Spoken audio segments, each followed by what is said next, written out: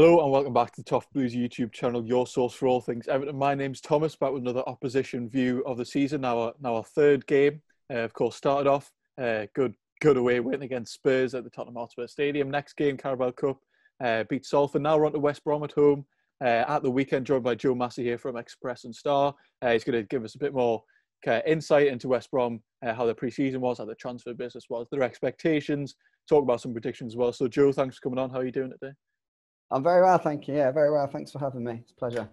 Yeah, of course. So we'll just get straight into it. We'll talk about kind of pre-season and transfers. How did it go for West Brom? Basically, of course, he got promoted from the Championship. A lot of loan players. I don't know too much about the business. I understand a couple of them were made permanent. So how was pre-season and how was West Brom's transfer business going into this year? So it's been fairly productive, but there is still work to do in the transfer market. So Slaven Bilic has sort of said all along that he's looked at the transfer business this summer as sort of two phases, phase one and phase two. Phase one was very much retaining the loan players that did so well for them last season. And so far, that's sort of gone very, very well. Mateus Pereira was, in my opinion, the outstanding player in the Championship last season. He got 20 assists. He's a wonderful player. His deal was always going to be made permanent after 30 appearances, or if they won promotion. So wasn't really up in the air, but that was confirmed that he's now a permanent Albion player just a couple of weeks ago. And then there were sort of three other loanees who did really, really well, which were Grady Diangana, who we've managed to re-sign from West Ham. Huge meltdown, West Ham's end. If anyone's seen it, the likes of Martin Noble, Declan Rice. Yeah, definitely seen that one. Yeah, they went crazy, didn't they, sharing their views on social media about Diangana's departure, and understandably so, because he is another wonderful player. And Callum Robinson as well he's playing up front now. He joined us sort of as a left winger, but they're trying to convert him into a centre forward this season. He's joined in what was a swap deal from Sheffield United of Oliver Burke going the other way. And then the other loanee who did really well for us last season was a chap called Filip Kravinovic, a Croatian midfielder. And Albion are desperate to get him back. He's desperate to rejoin. But as of yet, that deal hasn't happened yet. Albion sort of want a loan deal with a view to a permanent transfer if they stay up. Benfica want a loan deal with a view to a permanent transfer no matter what. So that's where the negotiations are on that. But the interesting thing on that, I'm just rambling on a little bit, but they have technically only got two senior central midfielders in Jake Livermore and Romain Sawyers, which I don't think there's many teams really in the Premier League that just play with a midfield two at the minute. And that's why last week they went with sort of a 3-4-3 formation, first ever time under Slaven Bilic. They played with that system and with that midfield two. Well, not that midfield two played all last season, but first time they played that system, and they didn't really have any other options in there really. They've got a couple of youngsters in central midfield, but I think Slaven feels perhaps they're not quite ready for the Premier League just yet. So phase one, sort of okay. Well, it's been okay, transfer business, one more deal still to do there. And then elsewhere, Albion are crying out for a centre forward to lead the line really.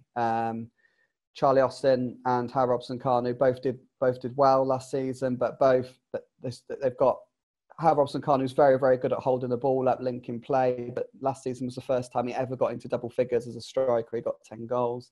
And Charlie Austin, we all know, is a wonderful, wonderful finisher, but he's not as mobile as he once was. So Albion needs sort of a centre forward who's got pace, who can latch onto these through balls from the likes of Mateus Pereira. And as of yet, they've not got that deal done. They really like Carlin Grant at Huddersfield. Talks are ongoing there for him. They Andre Gray at Watford is a possibility as well. But yeah, they've still got a little bit of work to do in the transfer market, it's fair to say.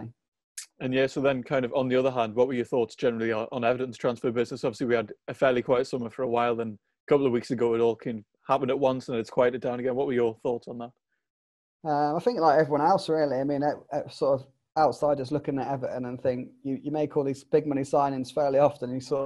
You're not sure about them, and you wonder if they're going to if it's the right move. But this window, it's a different ball game, isn't it? You look at the signings that have been made, and I mean, like everyone else, I think last week Everton were probably one of the teams that everyone watched with interest on Match of the Day to see these sort of new recruits. And I mean, James Rodriguez was fantastic, wasn't he? And Allen looks a fantastic buy from Napoli. So, and obviously Decore from Watford. He very, very good Premier League midfielder, isn't he? So seems very, very sensible, very smart business from Everton this year. It has to be said. You do look a real force. Yeah, very exciting times at Everton. But kind of just sticking on West Brom for a moment. Of course, he started the season with a 3-0 home loss, to Leicester last night. Of course, in the Carabao Cup was a very rotated side against newly promoted to the Football League. Harrogate was a 3-0. What were the kind of reactions to that Leicester game then? Because I didn't watch too much of it, but looking from like my perspective, it wasn't the brilliant maybe opening performance that maybe you want. We've seen it happen with promoted sides in the past. That they can start poorly but then kind of pick up. But, there's no real trend. But what were the initial reactions to the game against Leicester? Yeah, I think it was disappointment in the end. I mean, for 45 minutes, for 45 minutes, Albion were the better side. It's only marginally the better side. But it was a very, very even game, very keenly contested game up until half time. And then sort of Leicester, unfortunately, they sort of went up another level after the restart. They scored quite early. And it has to be said, Albion's heads did drop a little bit after that goal. Bilic was quite critical actually afterwards of sort of their mentality. They lost an awful lot of belief after conceding that first goal. And then Leicester went on and got 2 penalties, but if you see the penalties, they're very, very, very preventable. The first one in particular, it's completely off the ball that Carl Bartley brings down Jamie Vardy after Albion had taken a quick free kick and sort of all the players were out of position. It hadn't quite worked at all. So the really disappointing thing was the scoreline in the end, because it was such a positive first half and you did think, it's a new system. Albion are giving a good go of it here. Leicester are a good side, aren't they? Finished 5th last season. They were in the top 4 up until basically the coronavirus outbreak. So it was very, very promising. But by the end, that 3-0, everyone did come away just a little bit flat and a bit disappointed. But there are positives to take from it. Of course there are. But I think it was a big learning curve for Albion that game. I've got to be honest, it was a big learning curve for me. I mean, you forget the step up.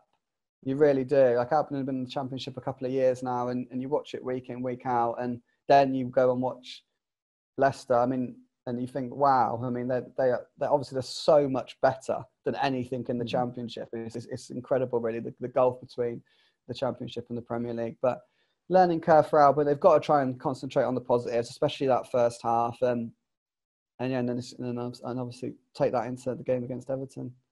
Yeah, so then kind of just sticking on that, because obviously you mentioned quite that gulf in quality in the end kind of started showing for Leicester. So is that now a problem, do you think? Are they kind of the warning signs? Because, I mean, of course, finishing second, a decent season in the Championship, got a bit shaky towards the end, but kind of, got over the line. But is that a problem now? Is the problem's going to be just a distinct lack of, that quality that maybe makes a Premier League team? Or do you have a couple of Premier League players that are kind of, quality to play in this league? What is kind of the situation now? Well, I think the exciting things up front, and like I said, we saw the Dean Gardner meltdown from West Ham. Mateus Pereira, 20 assists last season. I really like Callum Robinson. He did okay at Sheffield United last season. In the first half of the season, he came and joined us on loan for the second half. He didn't quite get the minutes he wanted at Sheffield United, but to me, they are Premier League players. And being honest, I think Pereira and Dean Gardner are stars. I think they will go on and probably play a lot higher up in the division for bigger clubs one day. But that's Albion's real bright spark, is they've got these players that are wonderful footballers that elsewhere in the team, these players now have to prove themselves as Premier League players. I think for the vast majority of them, there is almost no doubt in their ability. They have the ability to do it. It's mistakes that are key, that you can make mistakes in the Championship and not be punished for them. Whereas in the Premier League, you do get punished. It's just such a ruthless division. So a lot of these players just have to cut out the mistake, and that's what they'll be judged on. If they cut out the mistakes, they'll be good enough. If they don't cut out the mistakes, they won't be.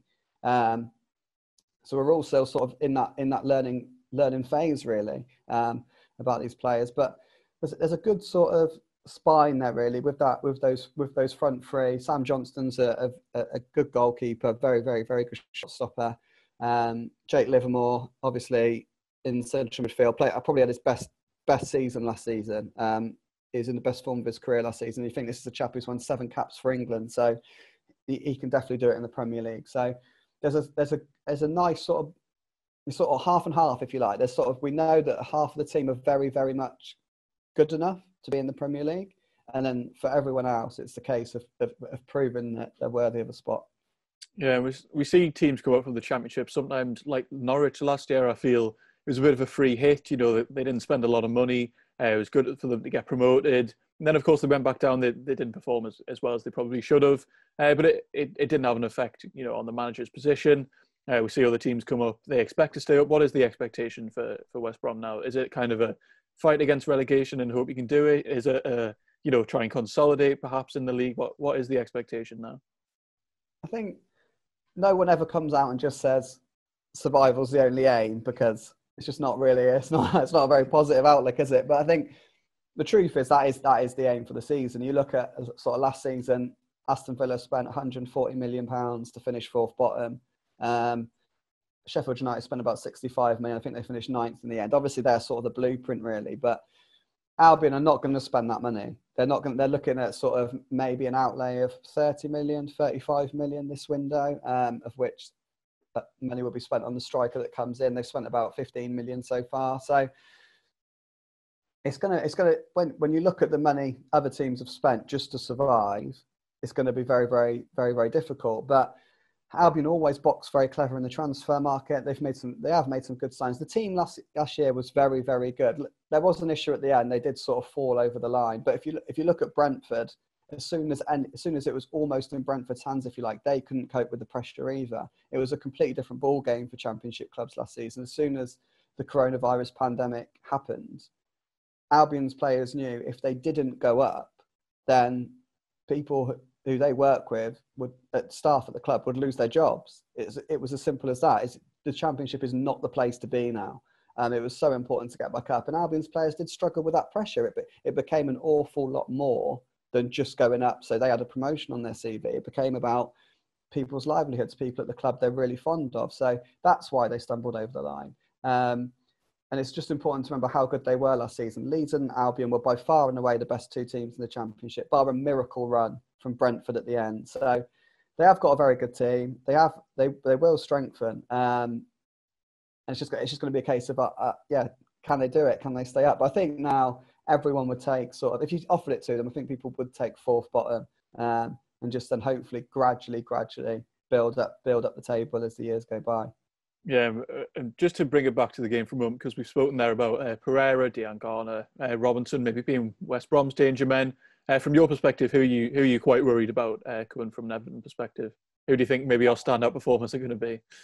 I mean, it's probably a bit lazy, but I mean, it is probably James Rodriguez, just because obviously he was very, very good last weekend, and he's a massive name, isn't he? He's not. Everyone remembers that when he shone for Colombia, so you can't. But I mean, I have to admit, I really like Dominic Calvert-Lewin. He looks like he's. I mean, I watched him a couple of years ago, and I wasn't really neither here nor there on him, but it looks like he's made absolute vast improvements over the last couple of years. Cracking goal he scored last weekend. So yeah, I think he'll cause Albion a fair few problems. Yeah, so that's pretty much all for my questions, basically for the game. But we do like to round off sometimes with a prediction. Do you have any kind of expectations, predictions going into the game? Well, I don't ever really want to back Albion to lose, but it's gonna be very, very tough. I mean, you were very good at home last season, weren't you? Yeah. And it looks like you've only got better, really. So, but a head says probably maybe a 2-0 Everton win, but my heart says Albion will grind out a 0-0 or a 1-1. Sounds like a very exciting game, a grinding out 0-0 or 1-1. So thank you all very much for watching. Give me the points, mate. We'll take it. Yeah, thanks to Joe for coming on. Be sure to check out his social media. Check out the Toffee Blues social media as well. Plenty more videos coming up in the build-up to this game. Obviously, from my perspective, I'm hoping for another Everton win, make it 3 out of 3 for the first 7 days of the season. Really, that would be an ideal start of the season. Maybe West Brom are hoping their form picks up in the league soon, or we'll see where they are come the end of the season. But thank you very much for watching, and join us next time on the Toffee Blues.